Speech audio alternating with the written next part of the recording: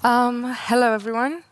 I am Stefania Spachou. I am from Greece. I'm an EPFL student. And I am the president of Asclepios. Today, I want to give you an overview of what Asclepios is. As Eleanor said, what are the different elements that makes it special. I would like to give you an introduction to the team and every training that we do, all that we do for its team. I will start by saying that Asclepios is a non-profit organization based here in Lausanne. It's a student-led analog mission.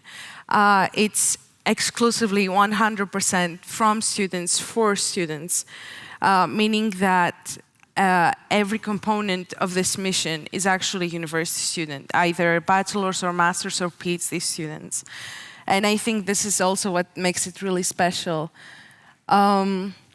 We have also people from all 6 continents of the world, and we're really proud to say that we're the only whole international mission worldwide.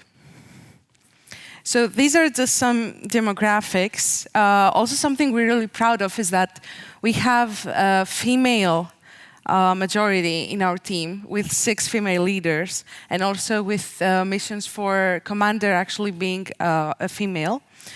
And we have 42 members, of course. The youngest is 18 years old, which would be me, and oldest is 30 years old. So as you can see, we have a very big variety of people coming into our team and contributing with their different backgrounds and with their different qualities. And I think this is also what makes the mission really amazing.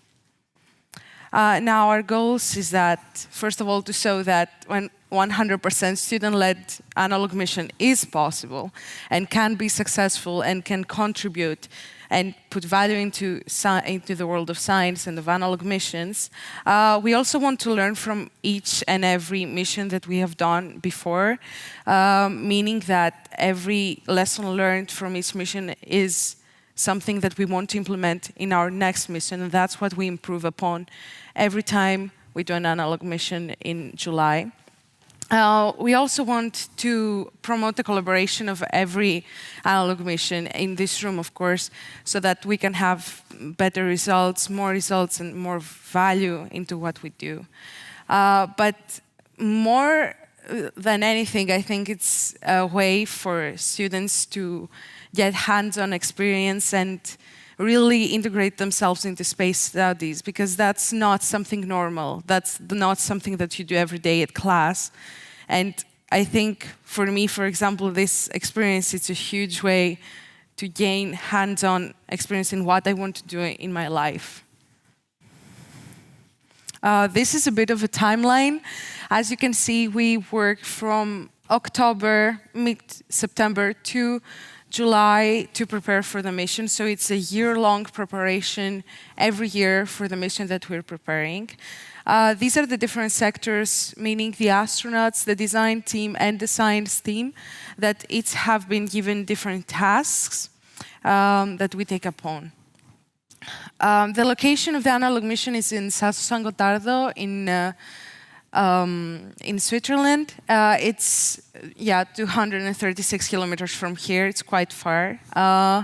And the reason why the conditions are ideal is because the base is 300 meters under the mountains. It has temperatures of 6 and 7 degrees, which means that it's really cold down there every day, all day. And so like we thought when we saw that this could make an ideal moon base condition. So this is our team structure. These down there are our project leaders for Asclepios 4. And now, of course, we're going through a change of the team and the dynamics, but this was for Asclepios 4 mission. And now we have the management team, which I am part of. So our goal is to, first of all, gather more sponsors and more people that want to contribute to what we're doing in Asclepios, create relations with possible people that could help with either experiments or with either the whole organization of our mission. We also want to allocate the budget, the resources, generally doing everything that is considered as logistics, sponsoring, this kind of things. But we're also MCC members, so we do take training. For example, Lillian was the commander of last year's mission, and Federica and me were also in the Mission Control Center as flight director and science officer, respectively. So the whole team does not restrain itself only in a specific sector. Now, this is the budget estimation. As you can see, the EPFL sponsorship is making up for 49% of the mission's budget. So I would like to thank the May Committee and, of course, eSpace EPFL for this contribution. Here are some of our sponsors and partners.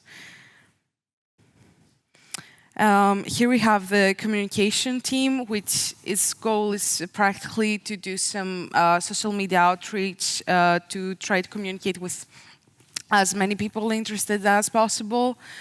And now we have the sub-team leads. That means that our groups are practically divided in several sub-teams, and each of those sub-teams have a leader. Specifically here, you can see the structure of a science team, and we have the science officers and the science co-heads. Here, I'm going to talk about the science aspect of the mission.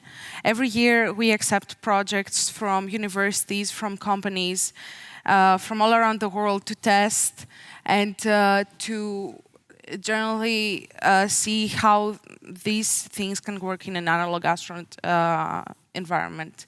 And we have projects from those sectors: space, biomedicine, engineering, physics, exploration, habitat optimization, and environmental sciences and sustainability. So we choose these projects from Phase B.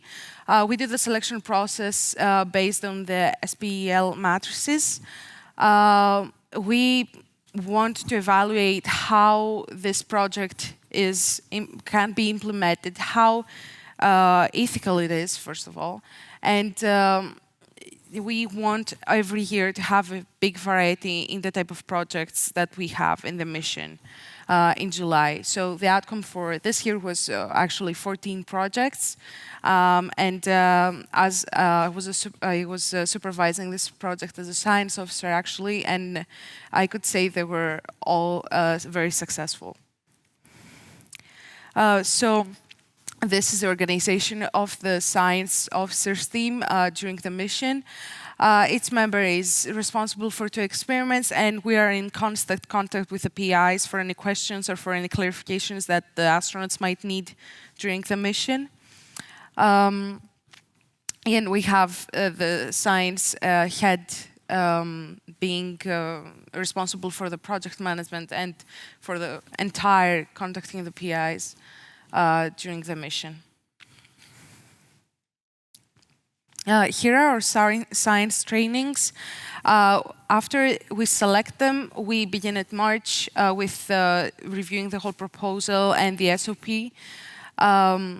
Then we have virtual introductions of them, some Q&As, and we do some feedback. During April, which is also the month where we do our dress rehearsal for our mission, we have on-site and online training, whatever is possible. We do some practicals, dry run during the dress rehearsal, and we again give feedback to the SOP.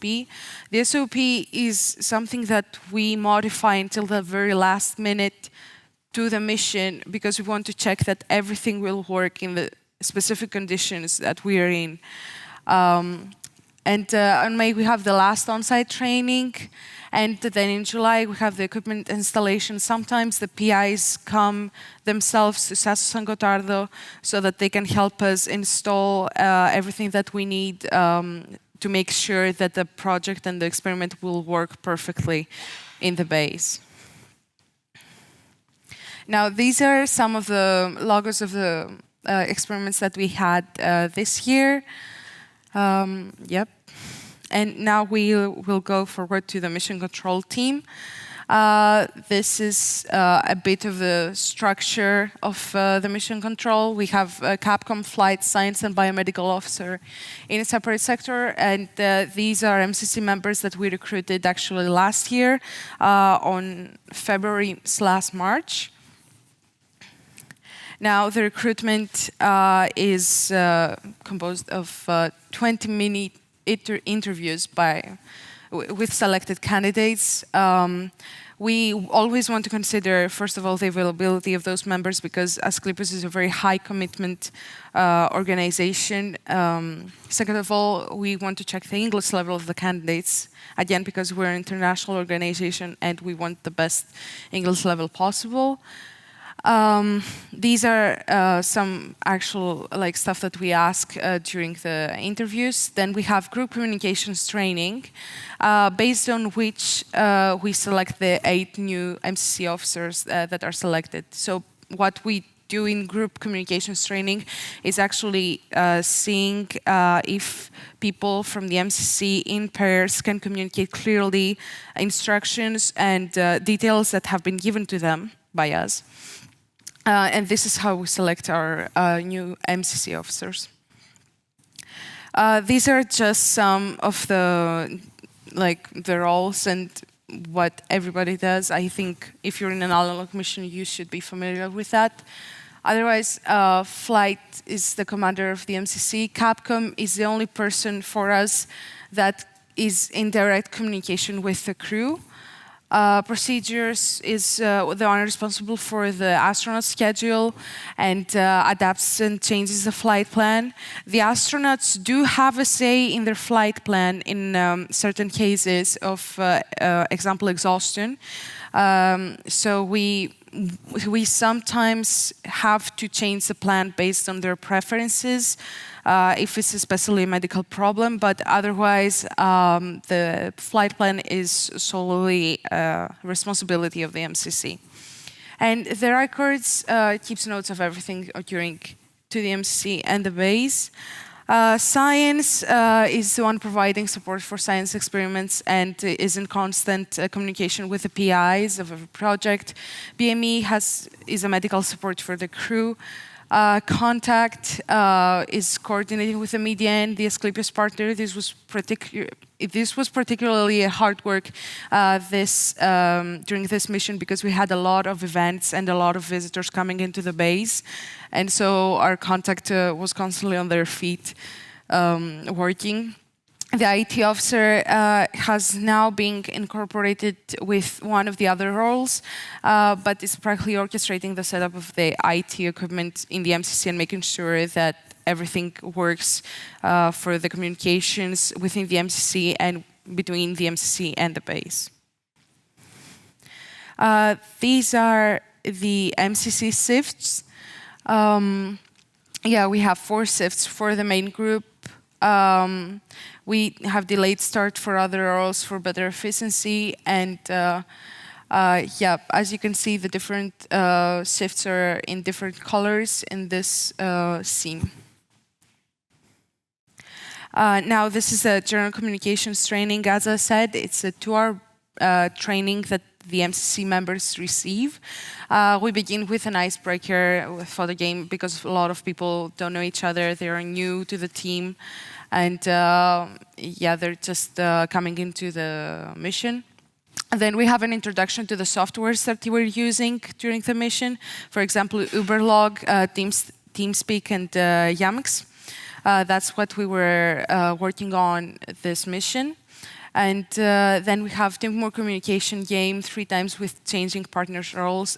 We put ourselves into pairs of people, and with one person looking at this picture and with the other one not having the picture in front of them, we try to communicate how the picture is without the other person knowing what it looks like. And this is I think it's a very basic communications training that we do to, first of all, select the MCC members.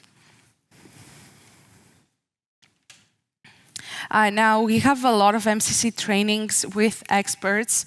We have had a talk from former NASA flight controller Kate Bond.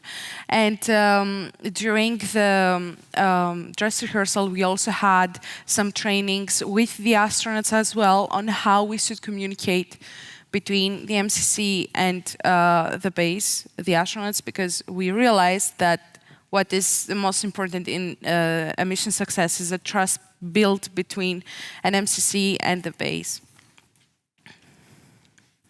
Now, this is the dress rehearsal. It's a one-day simulation of the mission in Lausanne, here in EPFL. It's out of the space EPFL, and we have 3 shifts over 24 hours with overnight on-call staff.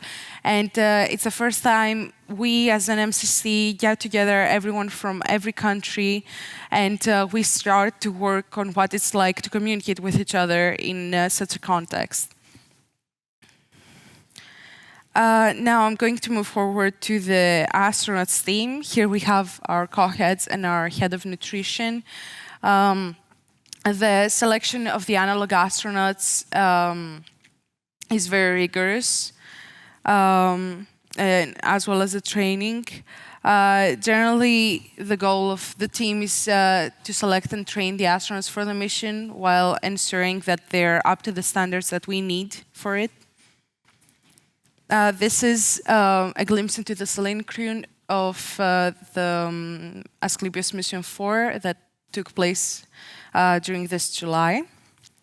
As you can see, we have people from 5 different countries here in the team. This is a structure of the responsibilities of each person in the crew of the astronauts. We have the crew commander, which is the leader of the crew. We have the health officer, who is also receiving an extra training about how to deal with medical emergencies. We have 2 science officers that are responsible for conducting the experiments accurately.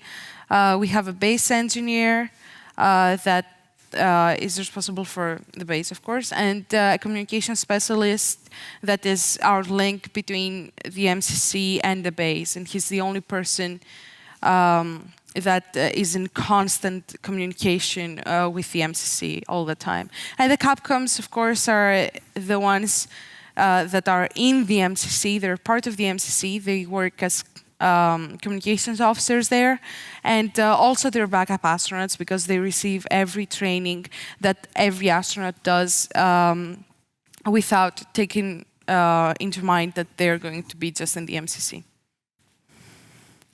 Now, this is again a glimpse of the trainings that we have done with the astronauts. We have invited a lot of experts and specialists in their fields. In the medical field, we have invited people that have been working at ESA and NASA. Also, Claude Nicolet is one of our biggest mentors in the astronaut team. And he also helps with the selection of astronauts every year by interviewing them. Here we have the extreme environment training, which is a big component of the trainings before the mission. Its purpose is to strengthen the ties within the group and see how the astronauts can respond to unexpected conditions that they might meet in Andorra, which is where the training is happening for 3 days. Then we have the dress rehearsal, as I said, where the astronauts are assigned to their roles and their tasks, and so we have for the first time we have the actual people taking part in a mock mission for 24 hours in EPFL. So we have set up the MCC, as I said earlier, and we also have the astronauts team in a base far from the MCC, and we have communication with them, and they try to do some trials of the experiments that we have.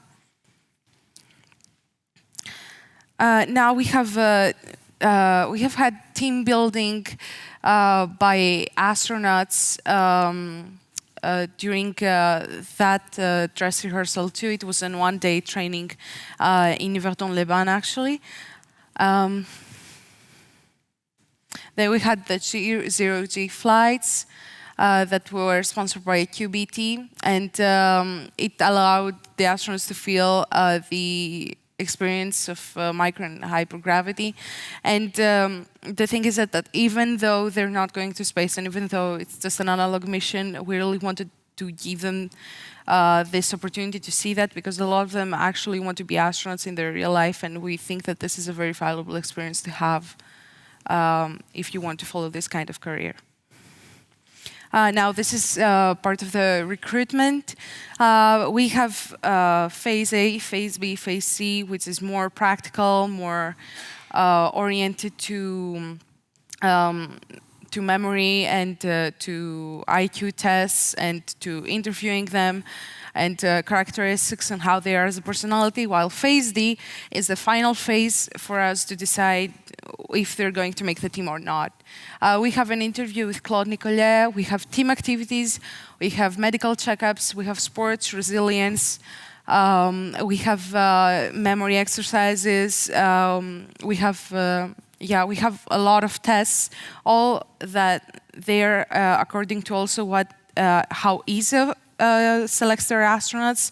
So of course we cannot have the same standards that ESA has, but we're trying to simulate this kind of environment for the astronaut candidates.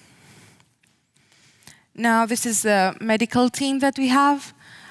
We have 1 head and 5 medical officers, one of them being in Chinese medicine, and 2 nutrition officers that are responsible for, of course, the trainings that we do to the astronauts and to the medical officer that is in the base.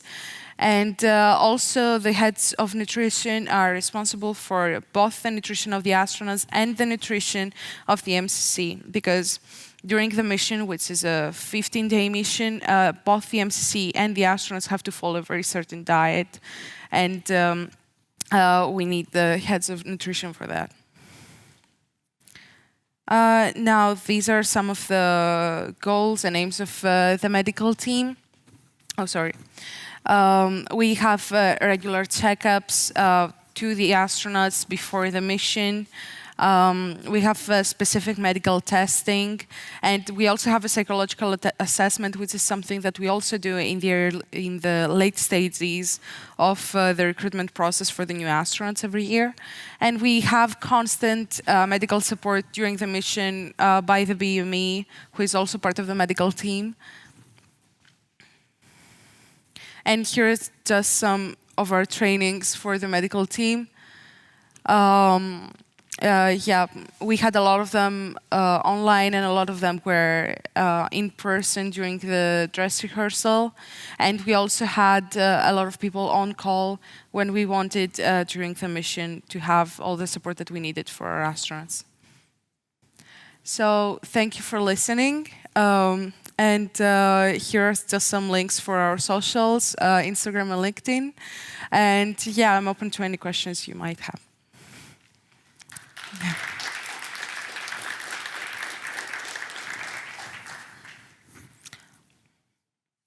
Mm-hmm. Mm-hmm. Mm-hmm. Yeah, yeah. Thank you.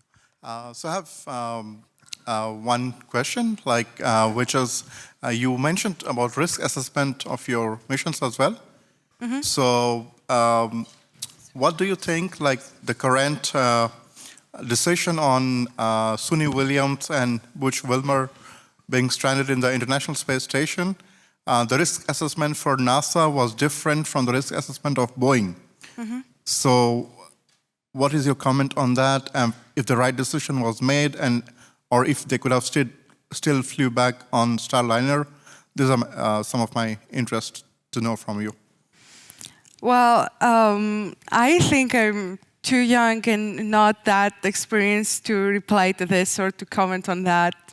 I'm only an Analogue mission control officer. I don't think I have the certain knowledge or... No problem. Yeah. No problem. I just want to know your opinion. Yeah, of course. No problem.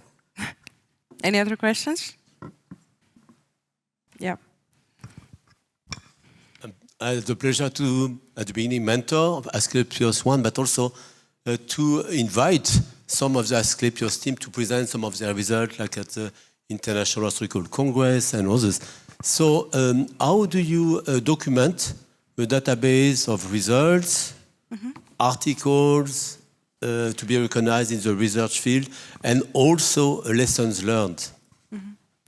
Can you repeat the question, though? Yeah, because I couldn't hear that well. So where do you publish the result in literature of reference journal, but also some of the lessons learned that maybe would be very useful for astronauts, but also other analog campaign? Yeah, about that, we are actually going to participate in the international in the IAC in Milan this year.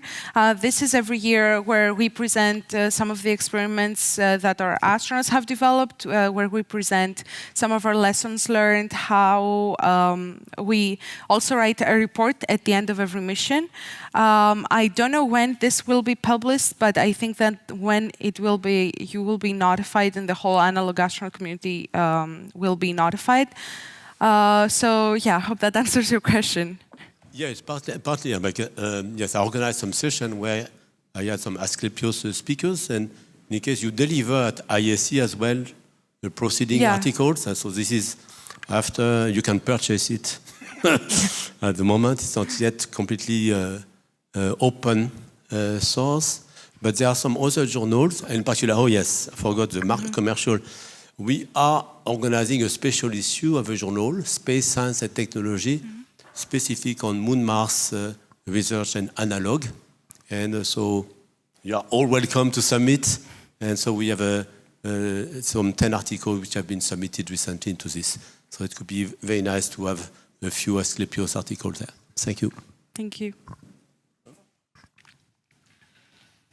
Hello. Hello. First, I'm Florian, loosely associated with the Australian Space Forum. So first of all, congratulations to this really impressive conduct and scope of the missions that you guys are able to pull off.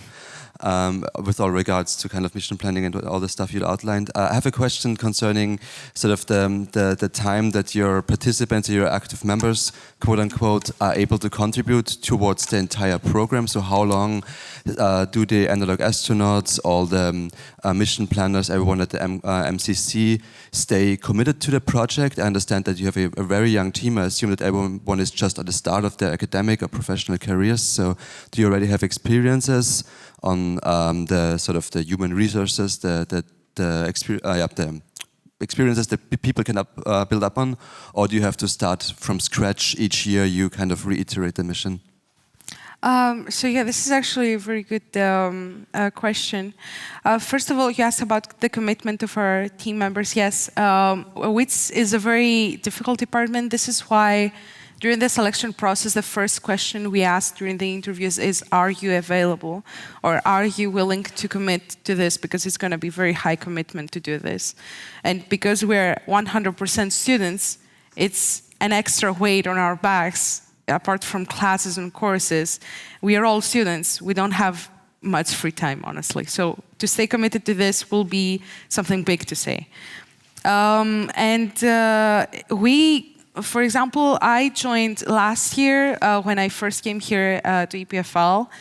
I didn't have any experience with analog astronaut missions. I came from Greece. There we don't have that much of a space presence, so I just came here and decided to join Asclepios. I didn't have any experience, but throughout the year, I worked hard in order to understand how the previous missions were structured, how they were organized, and how every component of the mission functioned. And when I went to the actual mission, I wouldn't say I was 100% ready. There were still things that I had to see to actually understand how they worked.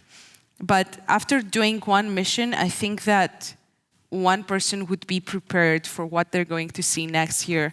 Not in the terms that there are no differences or no advancements, but in the terms that the basics are the same, the experiments change, and you just have to work on that experience you have and become better or do more stuff in the MCC or help more with the astronauts or with the structure of the whole team. So yeah, I hope that answers your question. Yeah, sure. Excellent answer. Thank you. Let me just follow up on that. Like,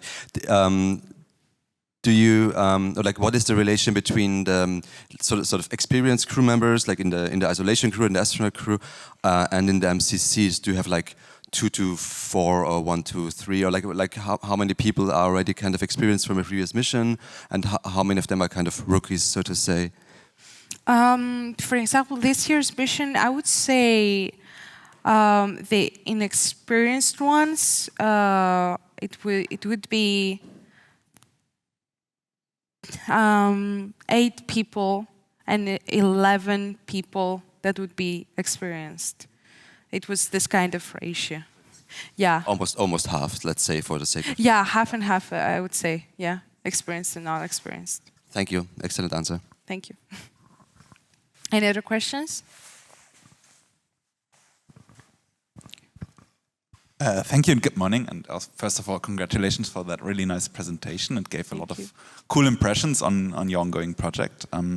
I'm coming a little bit more from a psychological background, and hence I'm wondering about the psychological assessment that you do during recruiting, and also what role that initial assessment plays in ongoing assessments of psychological variables that you do during the mission itself. Yeah, of course.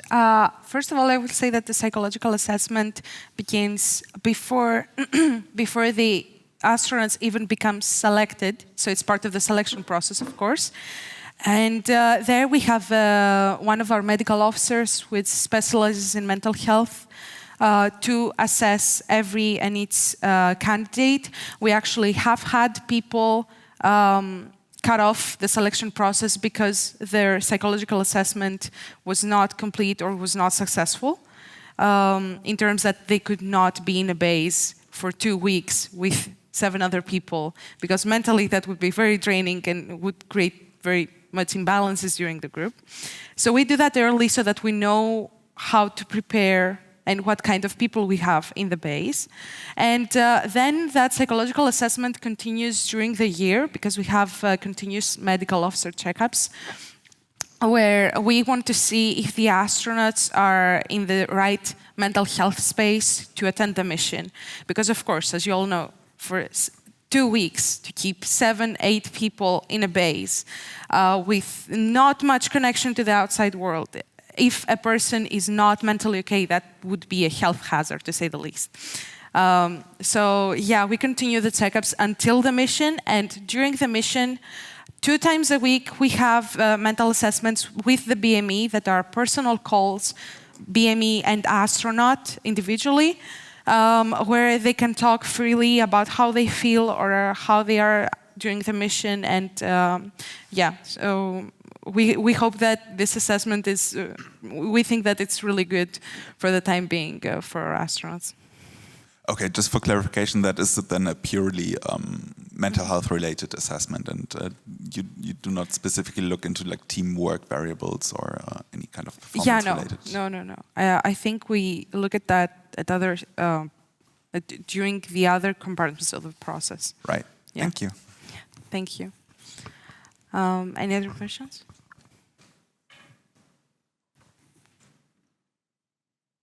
Okay.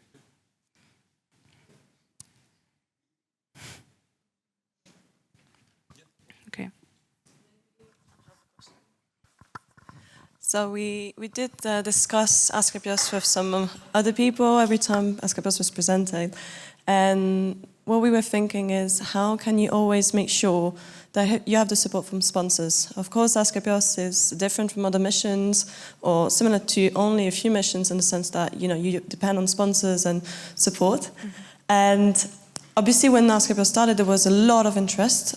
Even this year, there was a documentary about asclepios 4, if I remember. Yeah. But still, it's not as new as before, right? So how do you think for the next years you're going to be able to find always support and renew interest to have this money, cash flow that you actually need?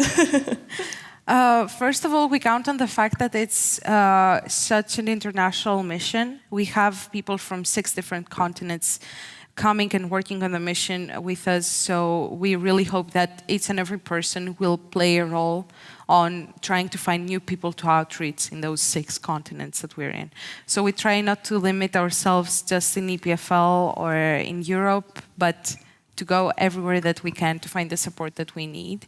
And also we're really trying to promote not just the management team, but in fact every person that works on this project is trying to reach more people, to talk about it, to come see the events in SASO, to come see the base. So we're really doing a group effort here to reach as many people as we can. To continue having sponsorship for this mission that we all think is amazing.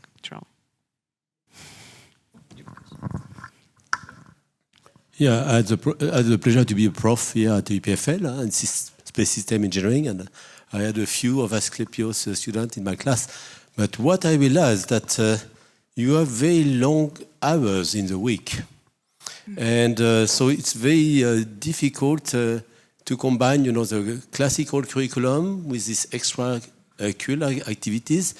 So how are you in your negotiation to get some academic credits for some of the activities you do in Asclepios? I know, for instance, I had some Analogue astronauts in Free University Amsterdam. So we got credit when they did a 2 weeks campaign at MDRS. So is there a process where you get some professors that could support and give you some additional credit? Unfortunately not in the moment. It's a purely extracurricular project for the time being. But we do have semester projects that can be implemented in Asclepios. This means that the students from bachelors that want to do their semester projects somewhere and they want to work on something that's space-related, Asclepios offers them a place to do that, and they get credits for that. But for the people that work for Asclepios, such as the team, we don't have any way of getting credits from the university for the time being. So maybe I could talk with some professor here. Like I'm in the Yeoman Mars program, for instance, we ask the student to write abstract and articles, and I was checking, in the NASA IDS database, there are not so many Asclepios abstract, and it would be very easy for each of you in the team to write an abstract, and then you can show that at the deliverables, and eventually that could lead to get it recognized academically as well, and as a credit. That would be recognizable also in later stages of your academic career. For example, in bachelor's, you only have this chance for this recognition during your 3rd year, I would say, and then during master's, of course.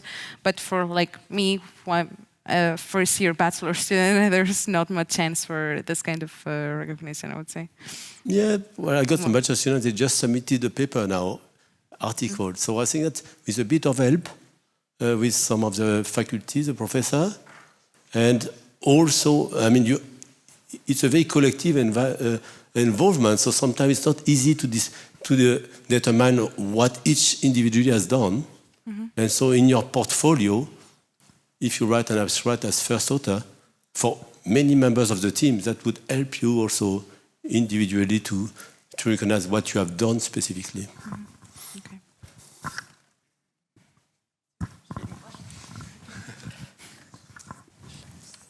Yeah, so this is less of a question more than a comment, but I deeply agree with what Bernard just said. Also, we just discussed this, whispering there, that I think academia would be very wise to sort of find ways of acknowledge these activities and acknowledge the commitment that the participants do, and be it like through the proxy of an academic paper in order to kind of quantify or validify the individual involvement into this mission, or via these I don't know, I think you say like third term, like third semester, how's it called, internship sort of style commitments. But I think it would be actually beneficial also for the academy, for the university, to at the earlier stage already acknowledge like just with the help of like credits or something, that people are actually contributing a fair share of their sort of free time to do actual kind of exploratory field work or like missions. Yeah, so I deeply concur. Yeah. Okay. Yes, hello, good morning. My name is Alexis Slojak. I'm with the APUS Analogue Research Group. I graduated last year with a master's in space studies. And I've also been on 3 analogues with our group. But my question for you is, how do you decide, or do you have a vetting process for the experiments that you do during your analogues, and how you go about that? Yes, of course. The experiments that we do during the mission pass from very rigorous selection process, just like everything does to this point. Like the astronaut crew passes through a selection process like this, the science experiments will do too. So we base them off, like each year we focus on specific elements. Like last year we were focusing very much on the projects that we could implement in EVAs. For example, we had PEC EVA, we had KD8s, we had generally this kind of experiments that were implemented during our EVAs. And every year we release what's our focus for the experiments that we want to get. We get the experiments, then we judge if we can implement them during the mission, if it's going to be something that we can actually give some really good feedback to the PI, because if we cannot give much feedback to the PI, then it would be useless to select the experiment.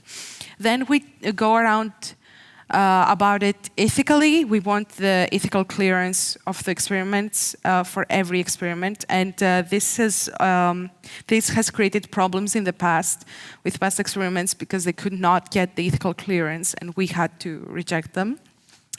And then we come in contact directly with the PIs. We make we do some questions. We see if they're willing to work with us all the way, to also have this kind of commitment that we have, and also if they're available, like to come to the base during the mission, to set up everything, to also personally see how the project is going.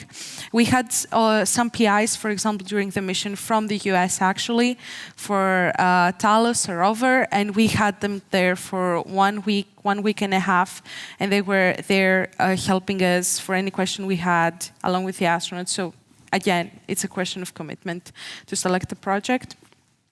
Yeah, I would say as long as it's something relevant to what we do during that mission, and if it's something that we can really give you back feedback, good feedback that you can use, then I would say this is basically how we select our experiments.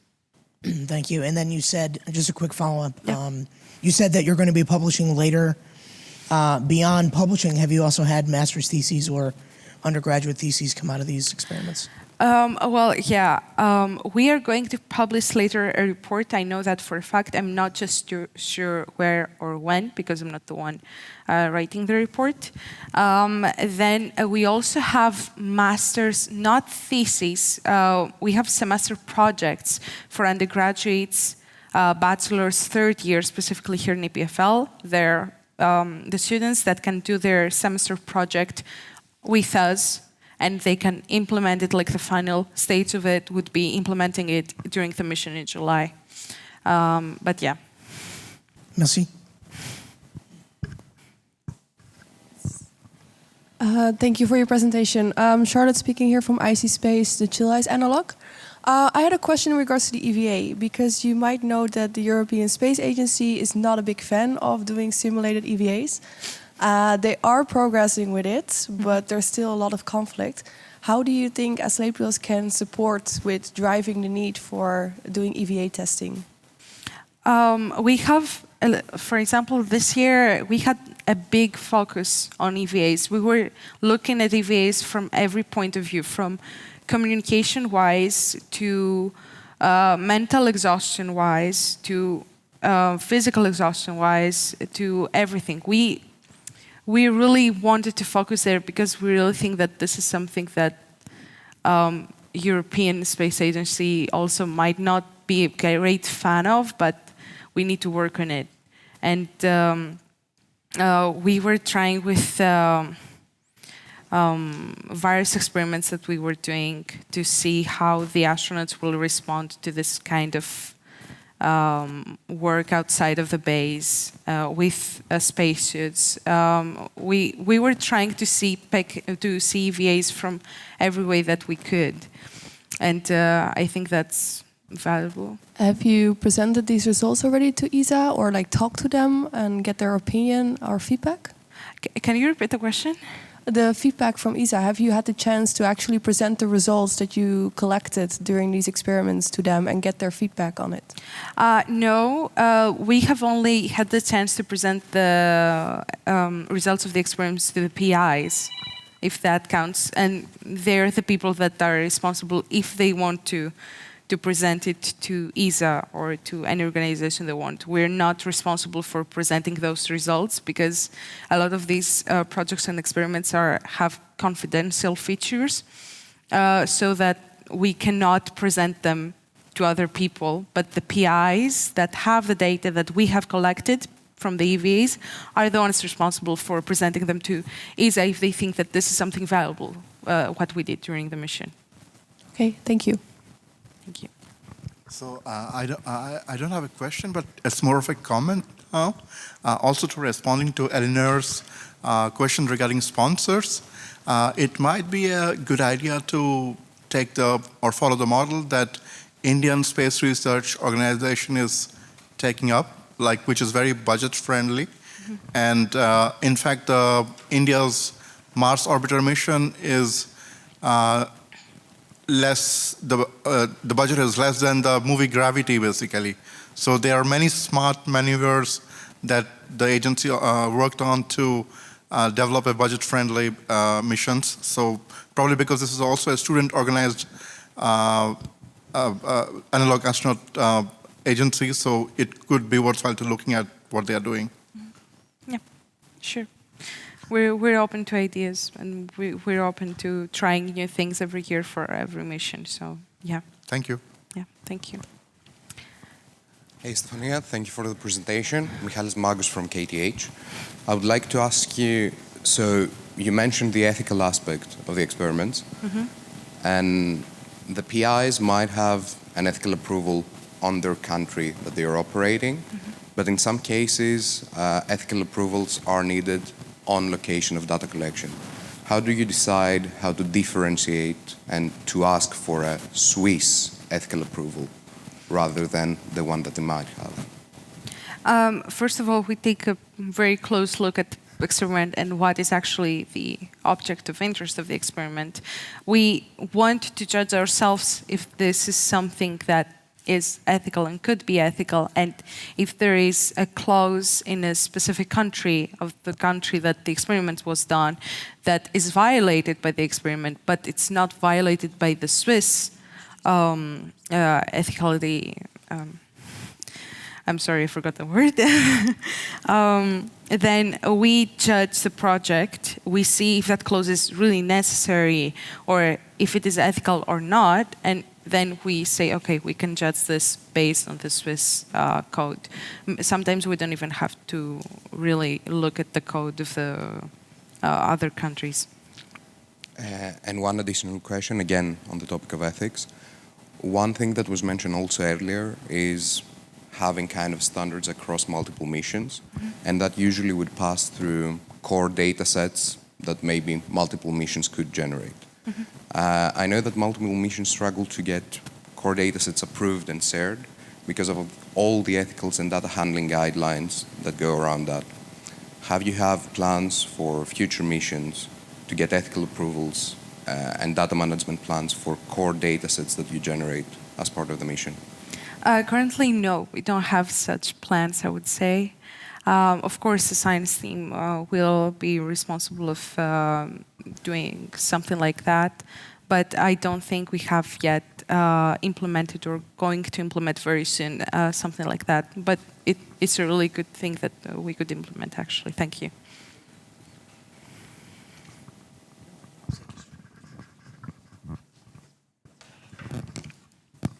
Good morning. Thank you for the presentation.